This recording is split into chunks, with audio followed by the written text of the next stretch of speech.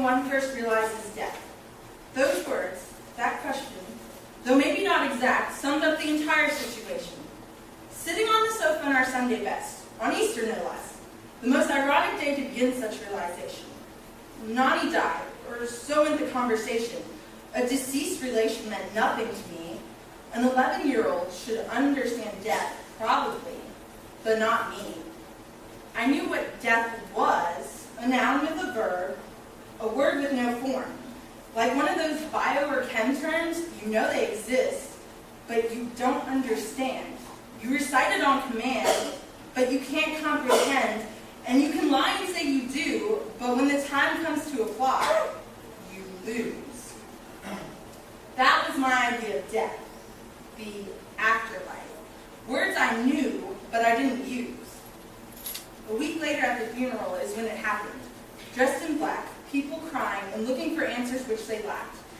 She was lying in the casket, and finally I mustered the courage to ask it, "Can I touch her?" Odd, perhaps, but so was the situation. She looked like she was sleeping here and near and dear. The soft, malleable cheek I expected was like a stone wall.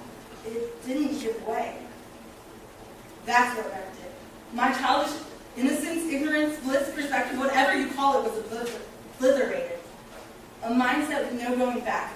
For what was abstract is now concrete, literally like concrete.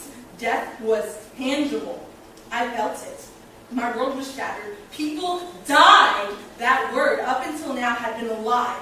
But now I saw the truth, the root of all this grief, and I cried. Not because she had died, but because I mourned a part of me that no longer lived.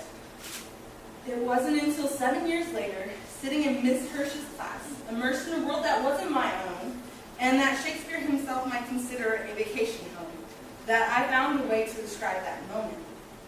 Rosencrantz and Guildenstern are dead. The irony of two minor characters having such a major impact.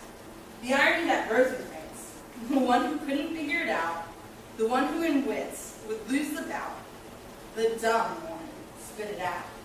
While playing with the script, unaware of his own death, unaware that it was too late, unaware that the physical manipulation couldn't change his fate. Irony. Whatever became of the moment when one first knew about death.